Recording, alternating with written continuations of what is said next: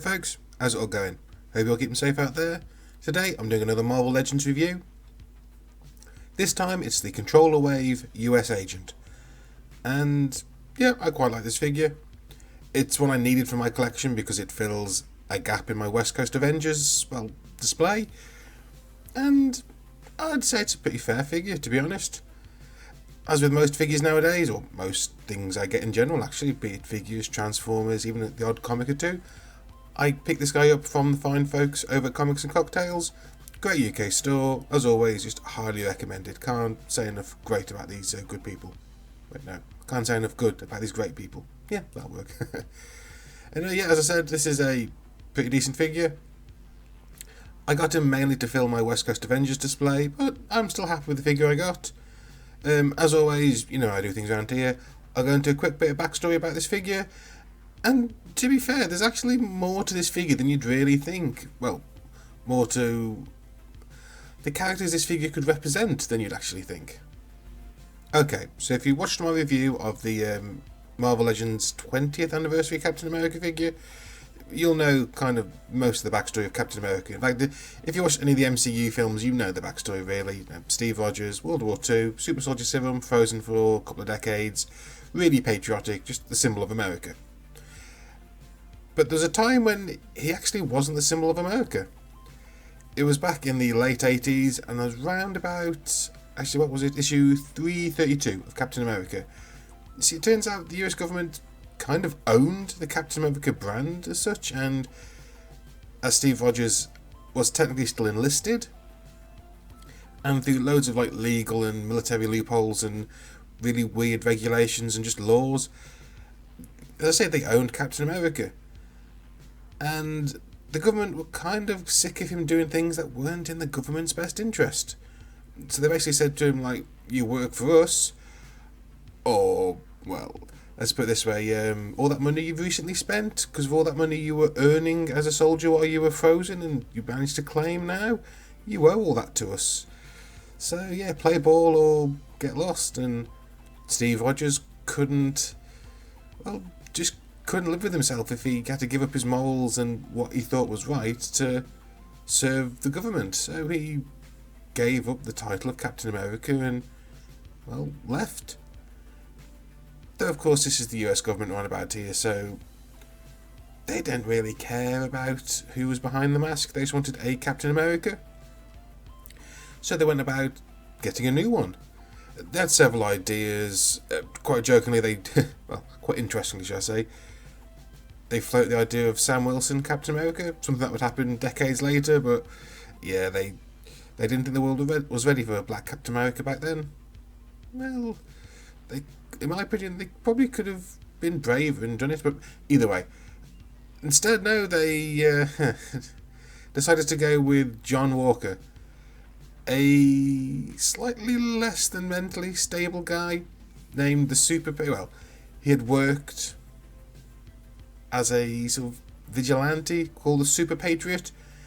Effectively what it was he'd been in the army, he'd left the army, he wanted to do more, so he became a super-powered wrestler by getting super strength from a guy called the Power Broker.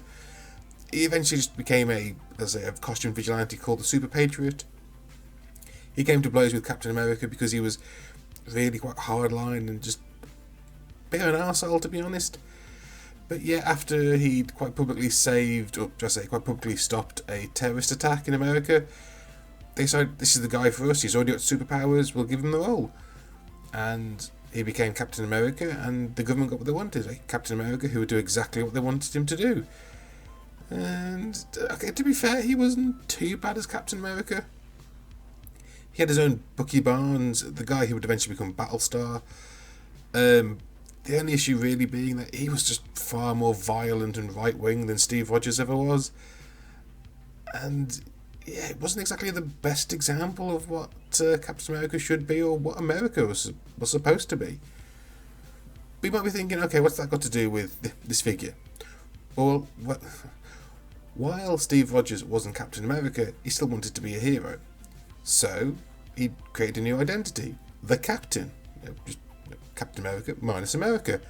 And the costume he wore was this figure. what would eventually become the US Agent costume, a black, white and red version of, well, his Captain America costume. And it was quite striking. I actually really love this costume. I think it's such a, I don't know, there's such great stark contrasts between the black and the red and the white. I really do enjoy it. And he wore this for a while. He didn't have the shield anymore, so he had to go to Tony Stark actually to get a new shield made. One made from adamantium rather than the vibranium that of his classic one. It was nice to see him like starting over again. And in fact, it was actually while this was going on, they actually took part in probably one of my favourite Iron Man stories, the Armour Wars. Basically, Iron Man was going around deactivating anyone who might be using stolen Stark tech. That's strangely hard to say. And he came into conflict with the Vault's guardsmen, who were obviously US government agents. And Steve Rogers didn't quite agree with this, and the two came to blows. Obviously, Steve Rogers lost, and it did kind of cause a rift between the two, which existed for quite a long time. But it's just interesting that he appeared in one of my favourite stories in this costume, so it's quite nice to have this guy and the Silver Centurion figure in my collection. But yeah, he carried on for the Captain for a while, but eventually it was in issue 350 of Captain America, the two came to blows, as Steve Rogers and John Walker. It all kind of culminated in the revelation that the person who was in charge of the government agency, the Council for Superhuman Affairs, something like that, was in fact actually the Red Skull, and he'd manipulated everything to get someone in the Captain America costume who would disgrace it.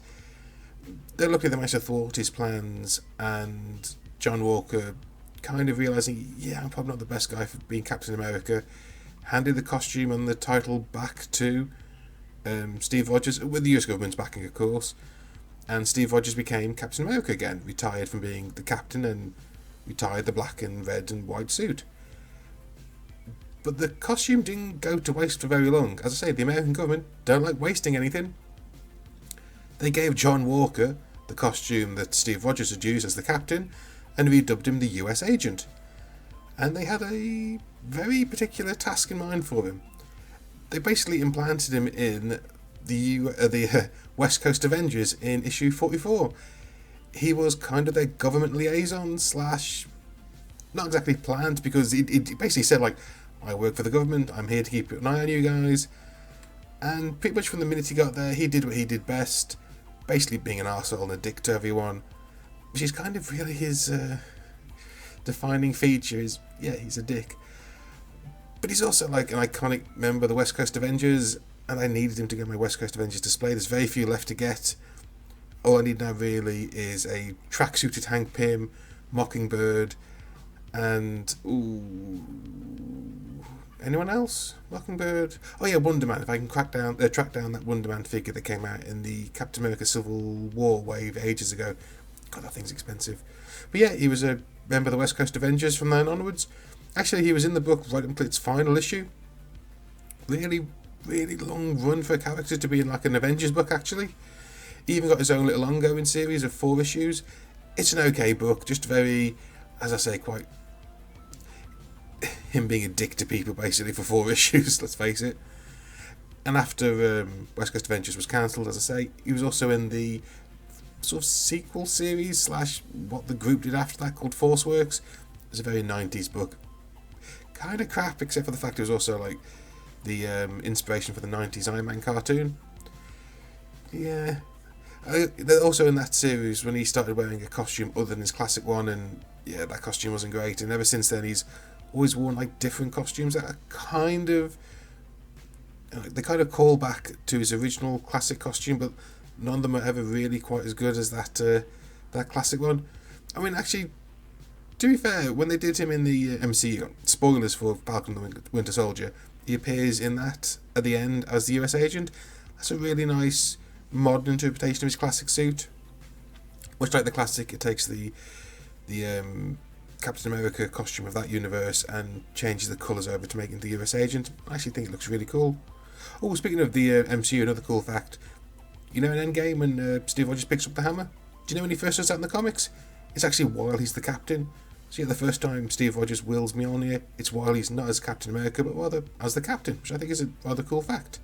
But yeah, that's kind of the background of The U.S.Agent, this figure, started off as a costume worn by Steve Rogers when he was no longer Captain America, only to be taken up by the guy who had replaced him at the time to be an arsehole to much every Avenger he dealt with.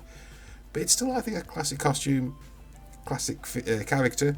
And as I said, I need it for my West Coast Avengers display. But anyway, that's enough backstory on the character. Let me get back to the figure itself. This figure used the same base body as the Captain America, I think it's the 80th anniversary one, except without the chainmail. Like the head seems to be the same, the arms, the boots, all that lot. I kind of can't quite figure out where the chest comes from, but if you've owned a Captain America figure in recent years, it's the same sort of body. It's nice. It's better than the Bucky cap. It's not that mould at all. It's the far superior, slightly bulkier one. It's nice. It's all very smooth. Most of the details, like the stripes on the chest, are painted on. It comes with some great buccaneer boots and big gloves. The belt's a nice touch, and obviously the head with the little wings on the side. Fantastic. And obviously he's a modern Marvel legend. He's got some pretty decent articulation. You know, the double jointed knees, elbows, universal shoulders, hips, thighs, waist swivel, joints at the ankles that are both pivots and hinges. You know, modern Marvel Legends articulation. And it lets him get into some pretty decent poses, especially the ones you kind of want to do with a Captain America-esque character, like having using the shield or doing the shield landing, the superhero pose. Actually looks really good like that, I must admit. He does that pose really effectively. You can even get into some simple poses, like he makes a walking pose quite well, which is quite ironic considering it's Johnny Walker. But even with that, he looks really great. There's actually storage for a shield on his back. It just makes use of that 5mm port. It looks okay on there. Kind of wish he came with some straps to go over his shoulders like the 20th anniversary Captain America figure did. I probably won't store it on his back because it just looks a bit out of place, but it's an option if you want to put it there. As far as his other accessories goes, he comes with a splayed open left hand, kind of make it look like he's thrown the shield. He doesn't come with that nice shield throwing effect that the other Captain Americas came with. The 80th anniversary one came with it. I think the 20th Marvel Legends anniversary one did. I might be wrong on that.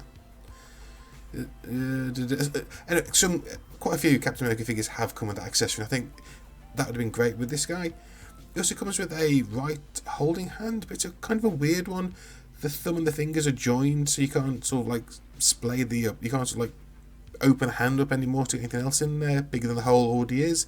It's a weird shaped hole as well. It's kind of square. I don't know, maybe there was a cancelled accessory that was going to go with this figure, or maybe there's something else it should do. Like, I was thinking of putting Mjolnir in the hand, but you couldn't fit it through the strap. You couldn't fit the handle into there. It's a very weird holding hand. I've never seen it been used before in a Marvel Legend. It's there, but it's not really great. Luckily though, if you've got like the Dormammu figure from the Zenmu Build-A-Figure wave, the red hands from that are pretty okay to swap onto this figure. Maybe slightly lighter than the cuffs on the gloves, but this is John Walker. He's a soldier. Give him those trigger finger hands from Dormammu, which is still weird that he came with them. I know that they're a holdover from the fact it's a shared mould with the Red Skull. But anyway, give him them. You can have him wielding some guns pretty well. So that's a nice bonus. Compare this figure to some other ones in the collection I've got. Here he is for some of his West Coast Avengers buddies. Hawkeye and the Julia Carpenter Spider-Woman. Look pretty decent. I think both of these two though kind of need an update. Maybe a new Hawkeye and a new Julia Carpenter using that modern female book, and I'm happy I've got them. I'm in no rush to get a replacement, but it maybe might need a refresh. Here he is with some more modern West Coast Avengers figures. The recently released Tigra, I say recent, a couple of months ago, Tigra and the Silver Centurion Iron Man. They look great together, can't fault that. Here he is with a recent review of a large figure in my collection. He's also on the same, if you read like recent comic books during the Devil's Reign storyline, U.S.Agent runs the Thunderbolts team for Wilson Fisk, and Rhino here is on that team, so I thought I'd stick him in there with him. Pretty good. Rhino's a bigger figure in the collection, but he doesn't dwarf this figure, so that's quite nice. And here he is also with a Vault Guardsman, just a kind of a nod to that Armour Wars story. Again, they look great together, both two nice classic designs done in a modern fashion. Can't fault that. Here he is with Thunderstrike and War Machine. War Machine also being a West Coast Avengers member. I thought I'd put these three together because they're all kind of examples of like the late 80s, early 90s idea of taking a pre-existing Marvel hero and making an edgier version, like Thunderstrike being an edgier 90s modern version of Thor, while War Machine was the same for Iron Man. They all look great together. In fact, actually, there's a comic book I had years ago, which is like a Kang storyline, where these three were actually a team of Avengers going up against like Thor, Captain America, and Iron Man. So it's nice to have these three together. That was a book I really liked when I was younger, so it's nice to have these three. And yeah, that's it for the figure. I can actually say I bought this figure to obviously fill that gap in my West Coast Avengers collection, but I'm not disappointed I got him. It's a nice basic figure. It's got not many bells and whistles, but it does what it needs to do. If you can get it for like slightly less than like retail, probably best. If I could give like this thing a proper value, maybe not like £23-24 like it's going for, maybe like an £18-17 for it is probably a decent price. It's an okay figure. It's not wowing me, but it does what it needs to do. So yeah, I recommend it if you're a fan of the character, a Captain America fan, or a West Coast Avengers fan. It's probably going to be something you want in your collection. Anyway, folks, that's it for the review. I hope you liked it. If you did, please leave a like, leave a comment, and if you've not subscribed, please subscribe to the channel for more reviews in the future. And until next time, folks, I want you all to stay safe, stay sane, and keep on rolling. And I'll see you all next time. Ta-da!